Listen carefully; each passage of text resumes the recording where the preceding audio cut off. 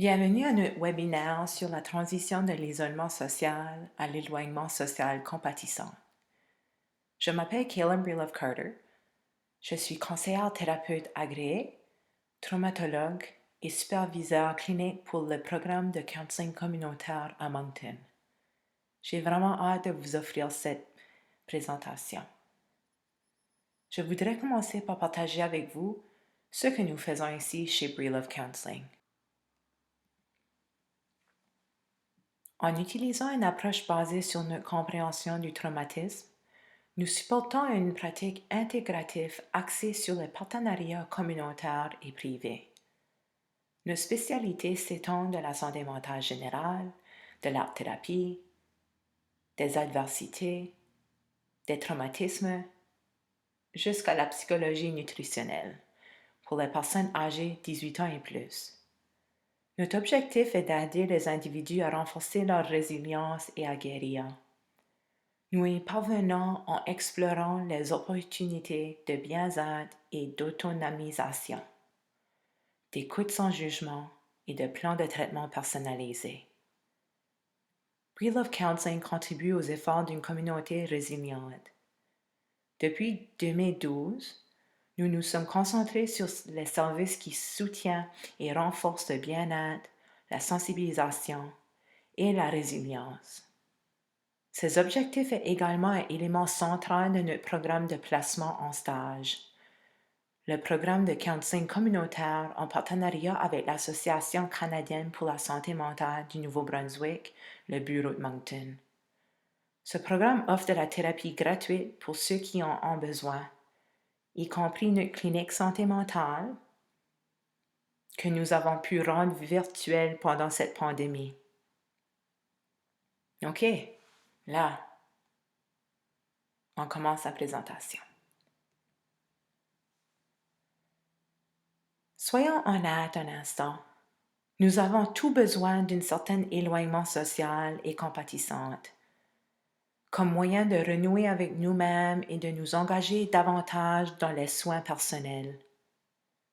Non seulement l'exploration de ce type d'aide à la distance face à la pandémie écrasante et réelle qui se produit autour de nous dans le monde, en raison de la propagation de COVID-19, elle peut nous aider à créer de nouvelles façons pour intentionnellement de vivre avec compassion.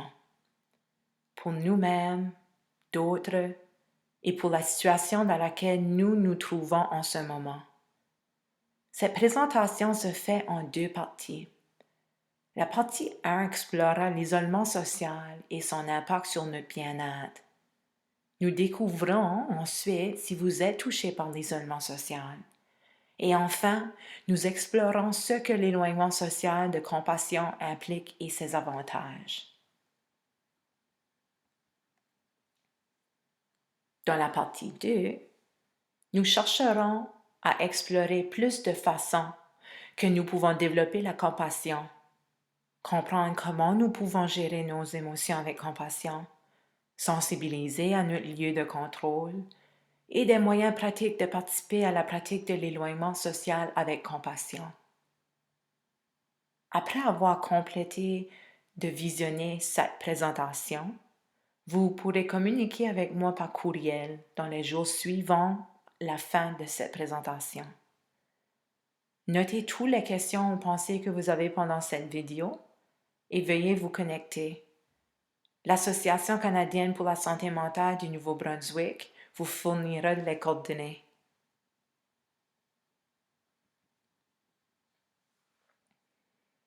À mesure que le nombre de cas de COVID-19 augmente, les anxiétés, les frustrations, les adversités et la solitude associées augmentent également.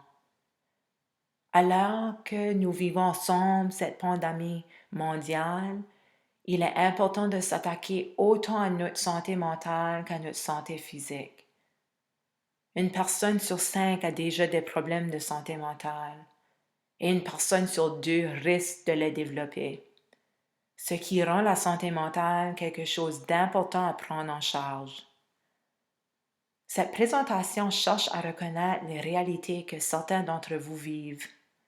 C'est pour cette raison qu'il est si crucial pour nous de discuter de notre compréhension des différences entre l'isolement social, l'éloignement social et la transition vers un éloignement social plus compatissant.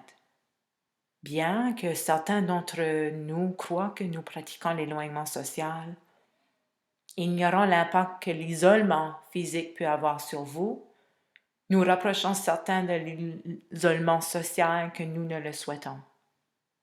En explorant votre conscience de la pratique de l'éloignement social compatissante, cela peut faire la différence sur votre bien-être, votre résilience par procuration et votre sentiment d'appartenance en ces temps et ces jours difficiles.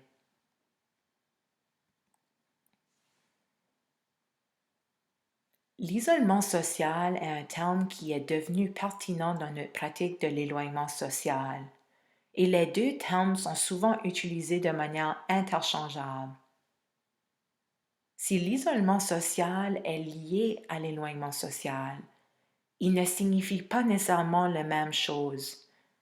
Cependant, si nous ne savons pas comment nous pratiquons l'éloignement social, cela peut conduire à l'isolement social, ce qui peut conduire à la solitude et à d'autres problèmes de santé mentale. Vous pouvez être seul dans une foule, mais vous ne serez pas techniquement isolé socialement.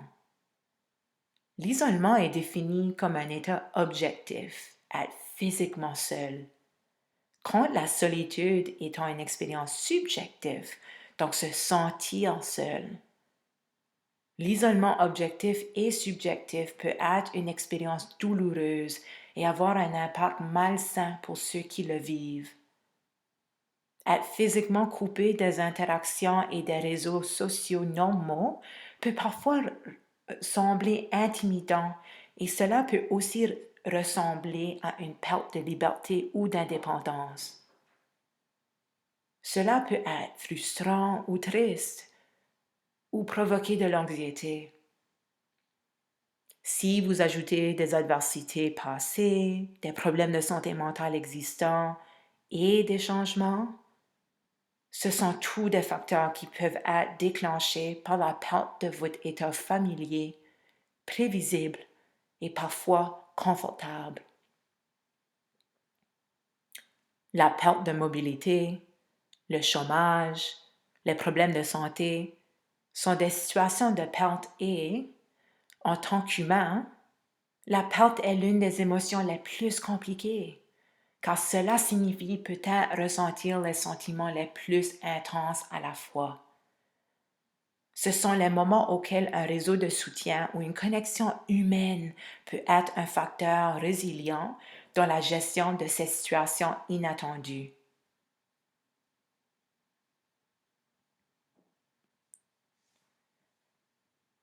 Certains peuvent être physiquement capables de sortir et de rencontrer des gens, mais en sont empêchés en raison des symptômes liés à la dépression, à l'adversité sociale, à la prise en charge d'un proche, à des pandémies ou à un deuil.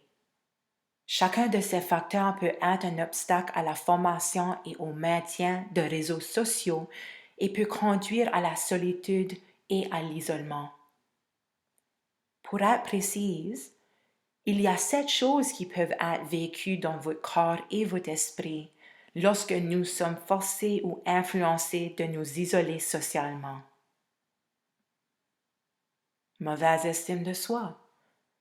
Il existe des études importantes qui montrent des résultats physiologiques pour les individus qui s'isolent. Un théoricien en particulier, Abraham Maslow, dont la hiérarchie des besoins est reconnue, suggère l'idée que l'on ne peut pas atteindre son plein potentiel, la réussite et santé globale, s'il est incapable de répondre à ses besoins fondamentaux. Ces besoins sont des besoins physiologiques, par exemple l'eau, la nourriture, l'abri, etc. Besoins de sécurité, comme se sentir en sécurité physiquement, psychologiquement, moralement et socialement. Les sentiments d'appartenance, comme avoir un but, avoir le sentiment d'appartenir, se sentir nécessaire, le sens de l'estime, comme la compassion de soi, l'amour de soi, l'acceptation de soi, et finalement, de réussir à la bonne santé et une réussite de potentiel complet. Les individus qui luttent pour joindre les deux bouts se sentent en danger, sont isolés ou sont de grands autocritiques, développeraient inévitablement une mauvaise image et une estime de soi au fil du temps. La dépression. Des symptômes de dépression tels que s'isoler et ne pas socialiser plus d'une journée à la fois peut entraîner d'autres symptômes de dépression. Même s'il peut ne pas être utile d'être sur les réseaux sociaux toutes les heures, il est important de se connecter au moins avec des collègues, des amis, ou connectez-vous avec des classes et des groupes locaux. Beaucoup offrent des flux en direct et à diverses classes et groupes communautaires. Perte de réalité. Lorsque nous impliquons trop dans des émissions de télévision, de jeux ou de films, ils prennent fin. Cela peut déclencher des sentiments de perte, en raison de la perte de réalité perçue. Ce qui signifie que lorsque vous entrez vraiment dans ces histoires et ces personnages, ainsi que les angoisses et les adversités accrues de votre réalité actuelle, votre cerveau peut vous amener à ressentir inconsciemment que les menaces ou fictions perçues peuvent se mélanger avec la réalité personnelle. La même chose peut être vécue lorsque vous regardez trop de couvertures médiatiques sur des sujets de nature imprévisible. Diminution de la capacité d'apprendre. Les individus en situation d'isolement social, au fil du temps, connaissent un changement dans leur fonction cérébrale. Cela est compatible avec le fait que notre cerveau s'adapte bien à notre environnement. Cependant, dans ce cas, cela ne signifie pas qu'il s'adapte à notre avantage. Il s'adapte à aider à survivre. Au fil du temps, cette adaptation crée dans un sens pratique une diminution des expériences qui nécessitent un nouveau apprentissage, comme des mots cachés, des jeux d'esprit. Diminue le sentiment d'empathie. Semblable à une diminution de la capacité d'apprendre, les voies neurologiques du cerveau peuvent entraver notre capacité à ressentir et à aimer en faisant de notre isolement social au fil du temps. Inflammation. Les adversités de l'enfance ainsi que diverses autres expériences peuvent entraîner une inflammation, non seulement physique, mais aussi comportementale. Si nous devenons trop aliénés, la dépression et le stress sont l'un des principaux facteurs d'inflammation.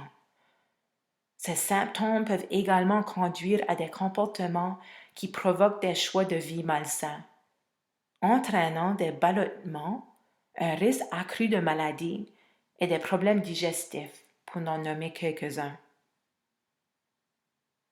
Résilience réduite. Les personnes qui éprouvent des douleurs émotionnelles, physiques et de l'isolement peuvent avoir du mal à développer un sentiment de résilience. Comme mentionné précédemment, un sentiment d'appartenance est crucial pour le bonheur d'une personne. Des relations saines et une interaction humaine conduisent à la résilience, aux habiletés d'adaptation et à une meilleure estime de soi. En l'absence de ces connexions et de leurs avantages, il est facile de former un isolement, ce qui peut conduire à la solitude et à d'autres problèmes de santé mentale. Si vous avez traversé des adversités d'enfance, des traumatismes, des adversités sociales ou toute autre circonstance qui a créé une intolérance au changement ou au stress, Cela vaut la peine d'essayer de vous connecter davantage avec les autres. Sortir des sentiers battus pourrait être de s'engager dans des cours en ligne, de s'inscrire à des groupes virtuels, d'envisager d'écrire à quelqu'un par email comme un correspondant virtuel, ou de se connecter avec soi-même par le biais de diverses pratiques, le yoga, la méditation, journalisation ou manuel d'auto-assistance.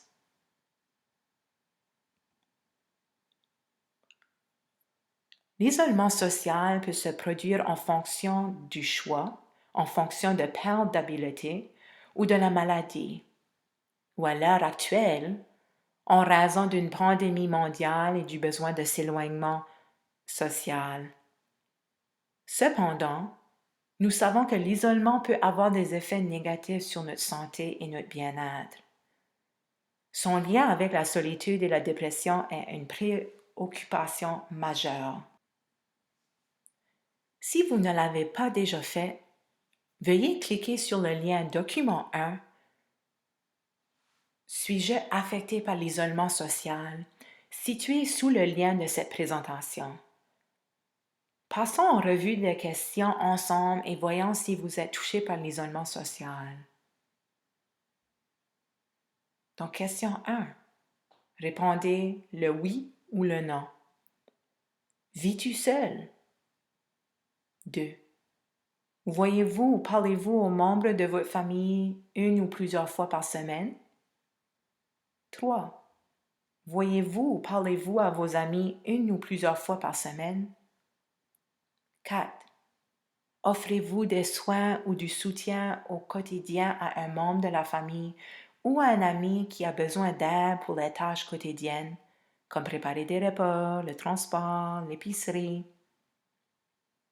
5. Avez-vous presque toujours un trajet ou un moyen de transport dont vous avez besoin pour vous rendre où vous allez? 6. Trouvez-vous difficile ou impossible de quitter votre domicile sans assistance? 7. Pensez-vous que vous apportez une contribution significative au monde et aux gens qui vous entourent? 8. Sur une base hebdomadaire, participez-vous à des activités sociales ou assistez-vous à des groupes organisés tels que des chorales, des groupes de soutien, des spectacles culturels, des repas de groupe, des cours d'exercice, etc. 9. Sentez-vous que vous manquez de compagnie? 10. Vous sentez-vous souvent laissé de côté? 11. Pensez-vous que vous pouvez compter sur quelqu'un si vous avez un problème ou si vous avez besoin d'aide ou de conseils? 12. Avez-vous aussi quelqu'un pour raconter vos bonnes nouvelles et des histoires intéressantes? Et 13. Au cours de la dernière année, avez-vous subi une perte ou un changement majeur comme le décès d'un être cher ou la retraite? Si vous avez répondu oui aux questions 1, 4, 6, 9, 10 ou 13, vous êtes probablement à risque d'isolement social. Cependant, si vous avez répondu aux questions 2, 3, 5, 7, 8, 11 ou 12, ce sont des activités qui renforcent la résilience et combattent l'isolement social. Si vous sentez que vous luttez contre l'isolement social, veuillez essayer certaines des solutions suivantes.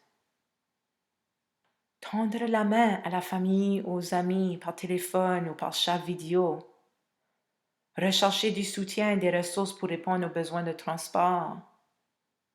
Chercher du soutien et des ressources pour vous aider à quitter votre maison plus souvent. Rechercher différents groupes sociaux, clubs ou organisations. Donnez de votre temps. cherchez le soutien d'une thérapeute ou d'un thérapeute. Que vous soyez touché par l'isolement social ou non, l'apprentissage des avantages et des compétences dans la pratique de l'éloignement social compatissante peut aider à améliorer et à gérer les expériences auxquelles nous sommes confrontés pendant cette pandémie, et pour les autres beaucoup plus souvent que vous ne le souhaitez.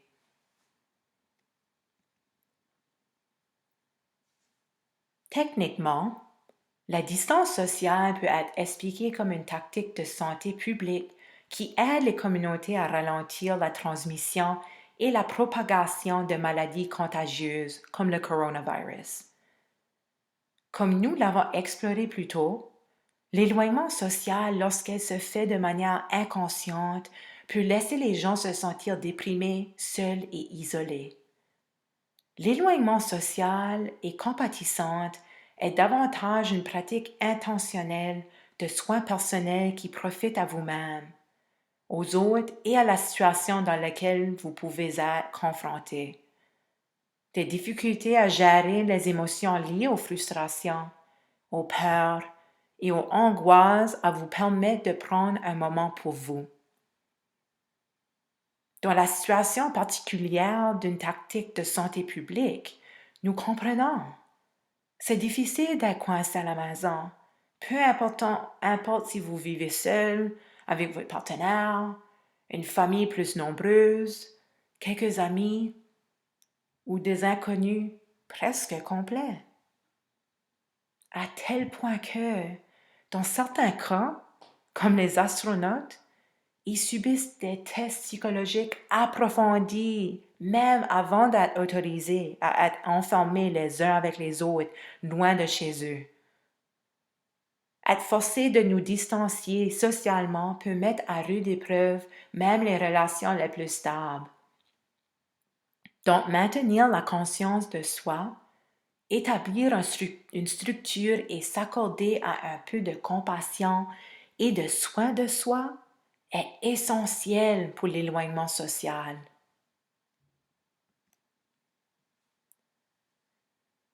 Les sociétés résilientes peuvent rebondir après des perturbations.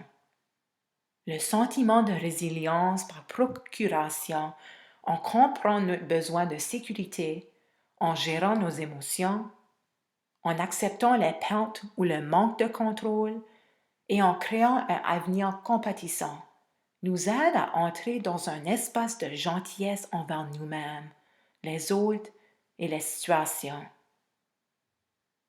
Participer à une distance de compassion nous permet d'agir d'une manière qui place apparemment l'intérêt des autres avant le nôtre, tout en nous donnant la permission de faire ce dont nous avons besoin dans notre processus de compassion envers nous-mêmes et inévitablement le processus de résilience.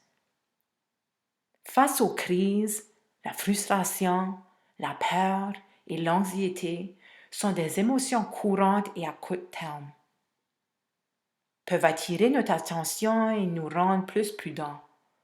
Mais cela peut aussi entraîner des problèmes comme la panique, la thésaurisation, la division. En bref, ces émotions peuvent nous entraîner dans des directions distinctes, loin de la réflexion intérieure, de la coopération et des soins personnels.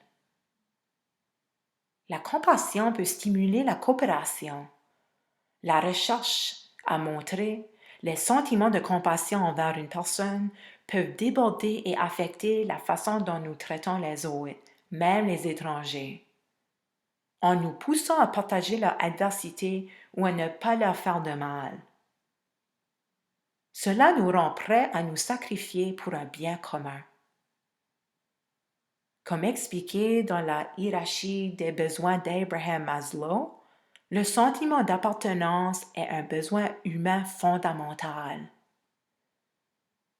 Les bénéfices individuels et les bénéfices sociétaux proviennent de la compassion.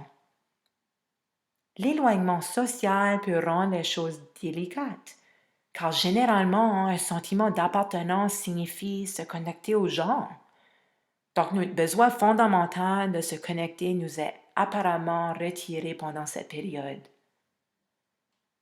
La partie délicate de notre situation actuelle est qu'elle brouille les façons dont nous éprouvons normalement la compassion et la coopération.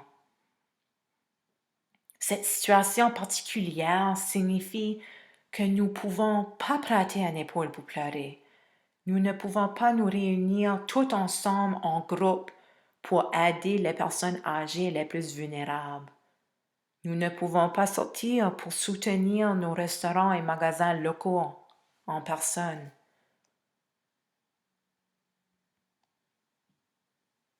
Bien que cette situation puisse conduire à un sentiment de désespoir, d'écrasement et d'impuissance, nous sommes en effet des humains. Nous sommes résilients, capables de nous adapter aux plus grandes adversités et que sommes connectés par la compassion. Comme nous sommes en 2020, nous avons des siècles d'histoire pour prouver que face à une grande adversité, les gens trouvent des moyens créatifs de s'adapter. Certains avantages de l'éloignement social compassionnel sont les suivantes. Gérer le stress. Lorsque vous avez l'intention de vous donner la permission de ressentir ce que vous ressentez dans le moment, tout en honorant votre réalité personnelle, vous donnez à votre cerveau et à votre corps des outils pour faire face plus efficacement au stress. Cela peut être très utile en période d'adversité. Comprendre la gentillesse de soi. Personne n'est parfait. Que vous soyez en bonne santé ou que vous ayez du mal avec votre santé. Avoir de la gentillesse signifie comprendre que tout le monde est humain. Et nous avons tous, à un moment donné, été des enfants qui ont appris le monde et comment se comporter par quelqu'un d'autre. Nous commettons tous des erreurs et être en mesure d'accepter que vous êtes humain ainsi que tout le monde peut vous aider à trouver de la bonté pour vous-même. Cela aide considérablement à surmonter certaines adversités, telles que cette pandémie. La gentillesse de soi en action vous aide à éviter les sentiments d'isolement. Être attentif. Être attentif signifie vivre dans le moment présent et être conscient de vos sentiments lorsque vous les vivez. Par exemple, si vous vous sentez anxieux à propos de choses que vous ne pouvez pas contrôler pendant cette pandémie, les avantages de la pleine conscience vous aident à accepter et à être plus conscient de votre souffrance, à vous aider à traverser les adversités et à réaliser des moments présents plus satisfaisants, comme discuter en vidéo avec des amis, prendre le temps de passer du temps de qualité avec vos enfants, terminer ce livre ou projet d'intérieur que vous avez toujours voulu terminer.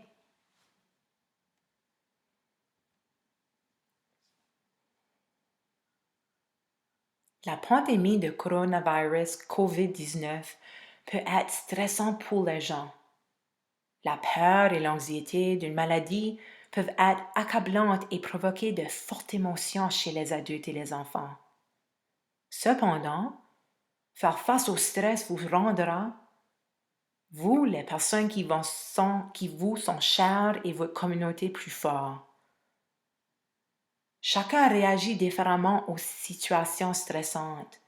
La façon dont vous réagissez à la pandémie peut dépendre de vos antécédents, des choses qui vous distinguent des autres et de la communauté dans laquelle vous vivez. Les personnes qui peuvent réagir plus fortement au stress d'une crise comprennent les personnes âgées, les personnes atteintes de maladies chroniques qui présentent un risque plus élevé de COVID-19, les enfants et les adolescents, les personnes qui aident à la réponse à COVID-19, comme les médecins et autres fournisseurs de soins de santé ou les premiers intervenants, les personnes qui ont des problèmes de santé mentale, y compris des problèmes de toxicomanie. Le stress lors d'une éclosion de maladies infectieuses peut inclure peur et inquiétude pour votre propre santé et celle de vos proches, modification du sommeil ou des habitudes alimentaires, difficulté à dormir ou à se concentrer, aggravation de problèmes de santé chronique, augmentation de la consommation d'alcool, de tabac ou d'autres drogues. L'intégration de la compassion dans votre éloignement social peut aider à gérer le stress auquel est confrontée cette pandémie. Apprendre à gérer nos sentiments avec compassion, bâtir notre lieu de contrôle et pratiquer la compassion sera un élément clé de notre résilience en tant que communauté.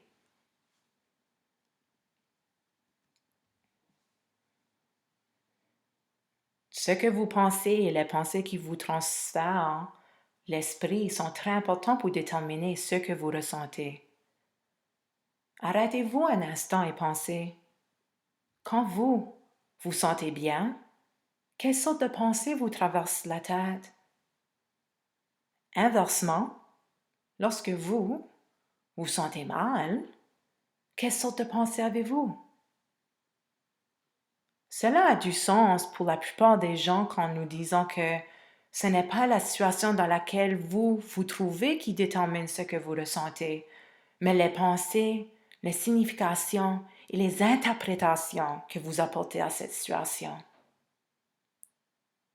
Regardons un exemple de ce que je veux dire.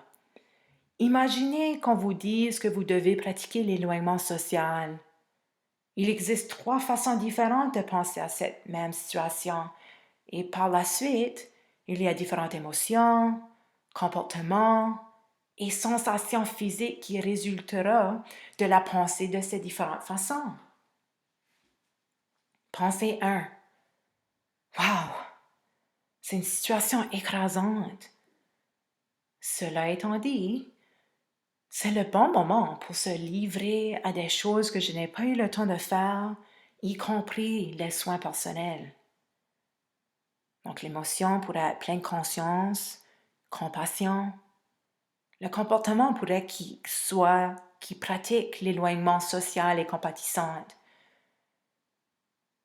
Et le physique, la personne est probablement assez détendue.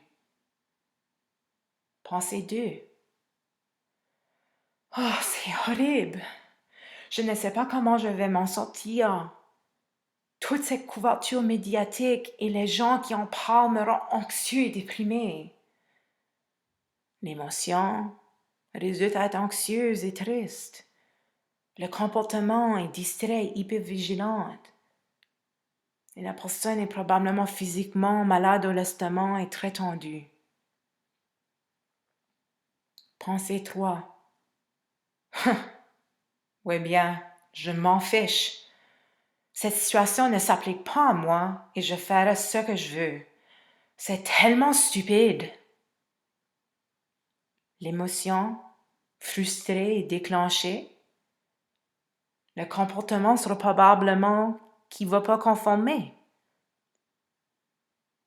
Et le physique est qu'il est probablement tendu. Pouvez-vous voir comment ce que nous pensons peut être si important pour déterminer comment nous sentons émotionnellement et physiquement et peut influencer ce que nous faisons? Une façon de lever des émotions inconfortables est de changer notre façon de penser. Cela signifie que vous n'acceptez pas seulement vos pensées d'autocritique comme vraies, mais utilisez plutôt votre intention de changer votre état d'esprit en équipement la compassion de soi-même. Une fois que vous êtes dans cet équipement plus utile, commencez à remettre en question vos façons de penser et voyez si vous ne pouvez pas apporter une perspective plus compatissante à la situation. C'est ce qui est réellement utile pour moi en ce moment? Faire cela peut alors avoir un impact positif sur ce que vous ressentez.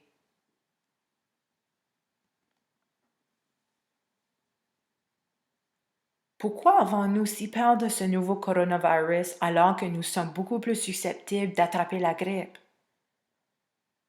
La principale différence entre la grippe saisonnière et la coronavirus ou d'autres pandémies est que nous comprenons très bien la grippe saisonnière. Dans cette situation particulière, Nous pouvons prédire assez précisément où la grippe saisonnière nous mènera, tandis qu'avec le coronavirus, nous ne savons pas où elle va. Les humains sont naturellement orientés vers la certitude et la prévisibilité. Ce sont loin de ce que nous vivons à l'échelle mondiale et provoquent définitivement des angoisses et d'autres adversités émotionnelles. Alors, comment pouvons-nous gérer nos sentiments à ce sujet?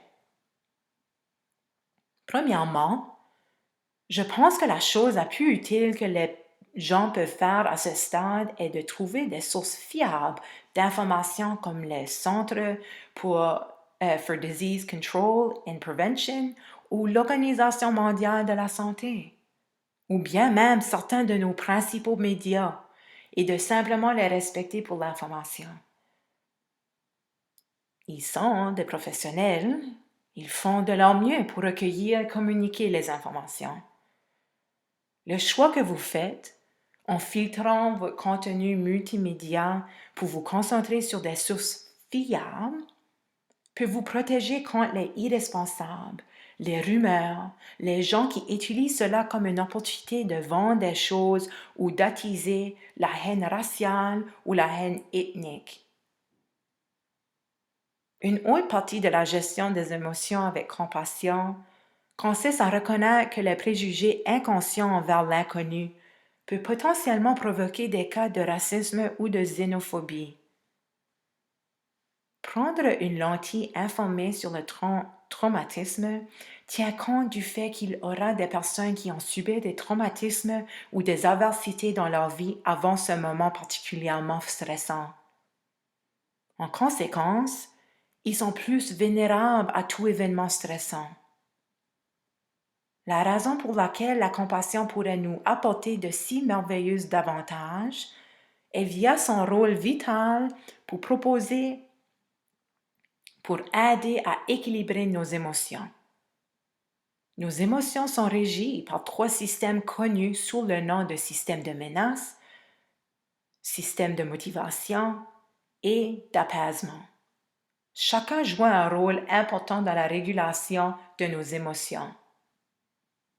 Le système de menace, de manière générale, toutes les créatures vivantes sont capables d'anticiper et d'éviter la menace pour survivre. Ce mécanisme de protection est câblé en nous tous. Ajoutez à cela la capacité humaine de penser beaucoup, de s'aimer quelques adversités, et nous pouvons constater que l'esprit humain semble avoir un paramètre par défaut à chercher, rechercher, à prêter d'attention et à penser de manière répétitive aux mauvaises choses. Il en résulte que notre système de menace est actif et surmultiplie beaucoup. Nous ne sommes pas à l'époque des hommes de caverne, où la présence d'un tigre à dents de sabre est le type de chose qui déclenche notre système de menace. Dans la société actuelle, les petites erreurs ou défauts perçus dans nos capacités, notre apparence, nos compétences sociales, notre sentiment de sécurité ou notre avenir sont tous considérés comme des menaces. Ces sortes de choses sont considérées comme des risques pour notre réputation, notre statut social, nos relations, nos carrières, nos finances, notre santé, notre avenir ou notre bonheur. En regardant cette pandémie actuelle, bien sûr, notre système de menace semble être en état d'alerte élevé pour beaucoup d'entre nous la plupart du temps, toujours à la recherche de dangers potentiels afin de nous protéger. Cela conduit à des réponses émotionnelles telles que l'anxiété, la colère ou la dépression. Ne vous méprenez pas ces émotions consistant à nous motiver, à nous protéger. La colère nous incite à affronter et à vaincre le danger. L'anxiété nous incite à fuir le danger. Et la dépression nous incitant à nous arrêter du danger. Le système de menace génère également des réponses comportementales correspondant telles que combattre, fuir ou geler. Le système de motivation nous incite à essayer de nouvelles choses, à réaliser des choses, à fixer, à travailler vers des objectifs et à ressentir des moments forts, excitatiques lorsque nous avons ces victoires dans la vie. Le système motivation est ce qui nous donne de l'énergie pour faire avancer les choses et être actifs dans la vie. Avoir de la motivation est formidable, car cela nous fait progresser dans la vie. Sans notre système de motivation actif parfois, nous serions plutôt sans vie et sans direction. Un problème qui peut survenir lorsque nous nous sentons déprimés ou anxieux. Le système apaisant est très différent et a une influence apaisante sur le système de menace et de motivation. De manière informée sur le traumatisme, c'est la capacité de revenir à votre fenêtre de tolérance.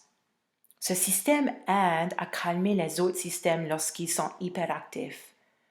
Le système apaisant est à l'œuvre lorsque nous nous détendons, que nous nous sentons en sécurité, calmes et satisfaits.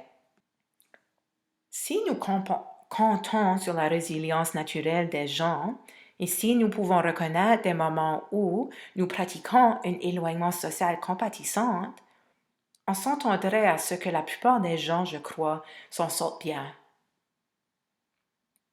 La dernière chose que j'ajouterais est de soutenir les personnes qui subissent un stress accru. Ce seront des personnes qui ont une anxiété déclenchée par cela ou des personnes qui se sentent discriminées ou inquiètes pour leurs proches. Ce sont encore des choses que nous espérons que nous ferons tout de façon.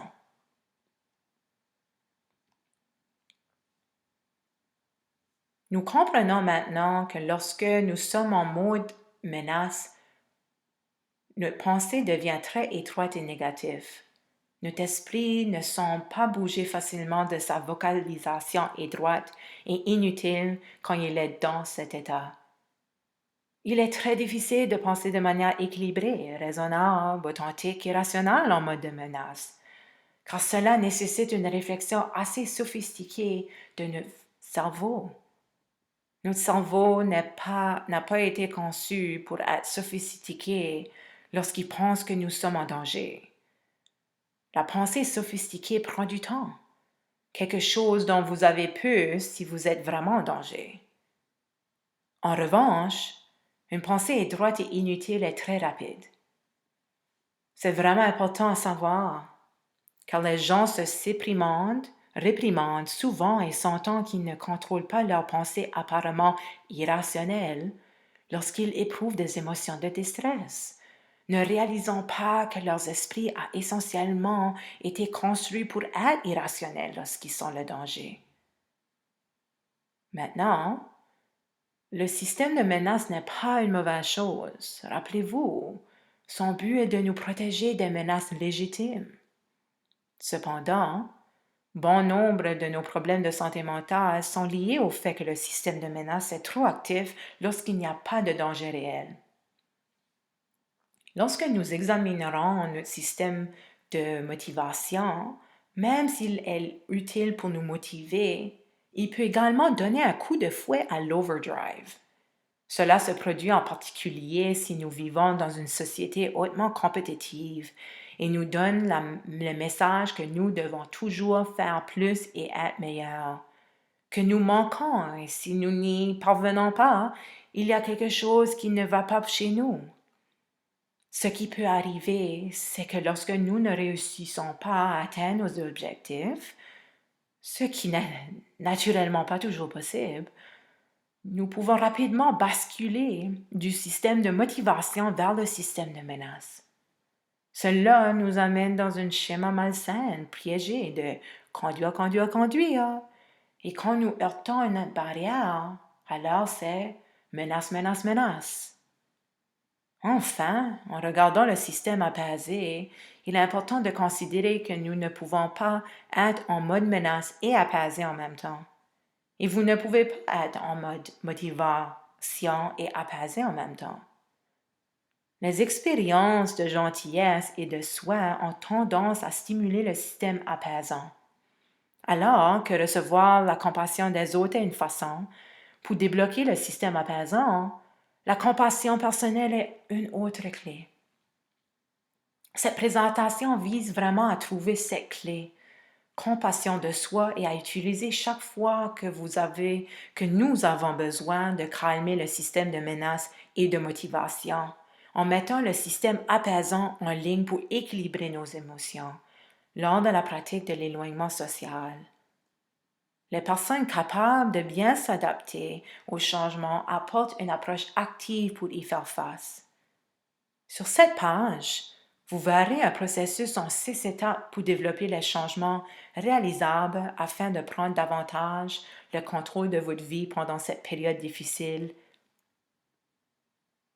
Vous pouvez accéder le document de les 6 étapes sous le réseau de cette présentation sur le site web de l'ACSM du Nouveau-Brunswick.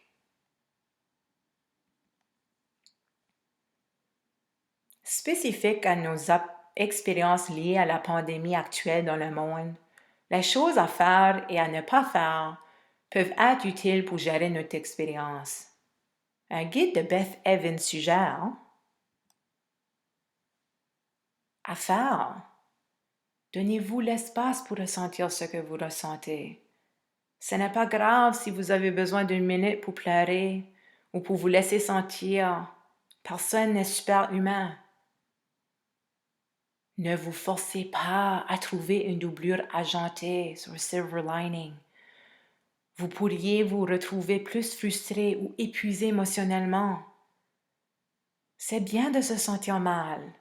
Les sentiments vont arriver et ça va. À faire. Concentrez-vous sur ce qui doit être fait aujourd'hui. Fixez-vous des objectifs réalistes et accomplissez ce que vous pouvez. Ne planifiez pas loin dans le futur. Nous ne savons pas ce qui va se passer. Ce qui est effrayant. Et planifier à l'avance peut être très stressant. Cela ne vous stressera que si vous le prenez un jour à la fois. À faire. Choisissez une activité qui vous permet de faire une pause dans le cycle de nouvelles. Ne pas regarder les nouvelles ne signifie pas que vous ne vous souciez pas. Cela signifie que vous vous souciez de vous aussi. Ne vous sentez pas obligé de maîtriser 5000 nouvelles choses ou de terminer le travail de votre vie. Le burn-out, c'est réel.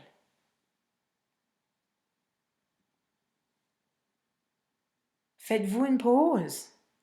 C'est un moment stressant et impossible d'être parfait. Honnêtement, vous faites probablement des choses incroyables en ce moment.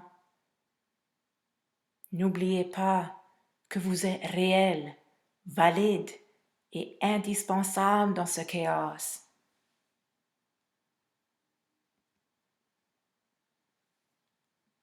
Bien que ces stratégies puissent être directement liées à ce que tout le monde vit dans le monde, ces stratégies de distanciation ou d'éloignement social aident à promouvoir la compassion envers vous-même, les autres et la situation, lorsque vous les pratiquez intentionnellement. Examinons d'autres stratégies qui peuvent être utiles pour pratiquer l'éloignement social compatissante, comme limiter les nouvelles et faites attention à ce que vous lisez. Limitez le temps que vous passez à lire ou à regarder des choses qui ne vous font pas vous sentir mieux. Restez connecté avec les gens. Faites régulièrement des enregistrements et sentez-vous connecté aux gens qui vous entourent. Prenez une pause des médias sociaux. Coupez les mots-clés. Installez et masquez les publications Facebook qui pourraient déclencher. Évitez autant que possible la nature et du soleil. Prenez-en davantage. Faites de l'exercice. Mangez bien. Mangez avec la pensée consciente et complète. Et restez hydraté. Terminez une méditation de 5 minutes. Des expériences accablantes peuvent provoquer des poussées de douleur. Prendre le temps de terminer une méditation de 5 minutes peut vous aider à accepter, calmer, apprécier, adorer et étendre votre compassion envers vous-même, les autres et la situation. Vous pouvez le faire en scannant votre corps, en acceptant ce qui est. Cultivez un sentiment de sécurité en ce moment ici. Remarquez ce qui se passe dans le corps. Mais plus important, remarquez ce qui se passe bien dans le corps. Remplissez votre corps d'amour et de gentillesse. Envoyez ce même amour à tout le monde. Connectez-vous avec les autres. Parlez avec des gens en qui vous avez confiance de vos préoccupations et de ce que vous ressentez. Créez un menu d'activités, de soins personnels que vous aimez, comme passer du temps avec des amis et la famille, faire de l'exercice ou lire un livre. Répondre à COVID-19 peut avoir un impact émotionnel sur vous. Pour ceux qui ont connu des adversités ou des traumatismes passés, il y a des choses que vous pouvez faire pour réduire les réactions de stress traumatique secondaire, le STS.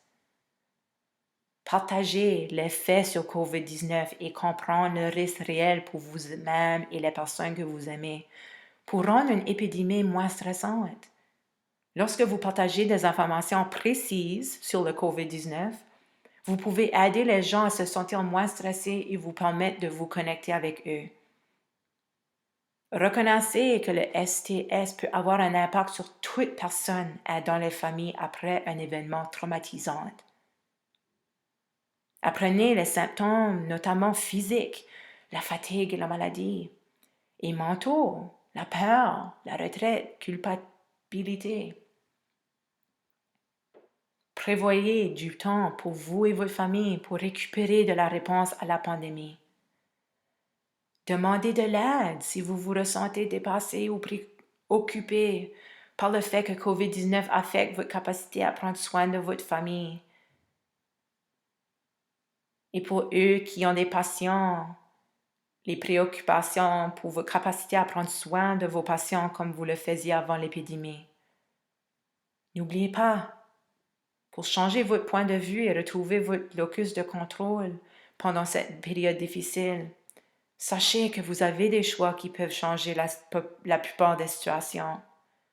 Sachez que vous pouvez toujours changer votre attitude pour modifier la façon dont vous voyez une situation. Réfléchissez à différentes pistes d'action. Surveillez votre self-talk. Reconnaissez ce que vous pouvez changer. Sachez ce que vous ne pouvez pas changer. N'oubliez pas que vous pouvez apprendre à être plus orienté vers l'intérieur. En étant attentif et compatissante envers vous-même et votre situation, vous pourrez vous déplacer dans un espace de reconnaissance de vos responsabilités personnelles, de maîtrise de soi, de recherche d'opportunités et de trouver la bonté pour votre situation et pour les autres. Ce fut un plaisir de partager les connaissances de notre équipe dans la transition de l'isolement social vers l'éloignement social compatissant. J'espère que vous avez acquis de nouvelles compétences ou cela a aidé à réfléchir davantage sur les réflexions sur soi. Vous êtes invité à connecter avec moi par email si vous avez des questions dans les prochains jours après. Connectez-vous avec l'ACSM du Nouveau-Brunswick pour obtenir les coordonnées. Faites sûr aussi de vous connecter avec nous via notre site web, Instagram, et assurez-vous de continuer à vous connecter avec l'ACSM du Nouveau-Brunswick pour les programmes et services. Soyez bien. Merci.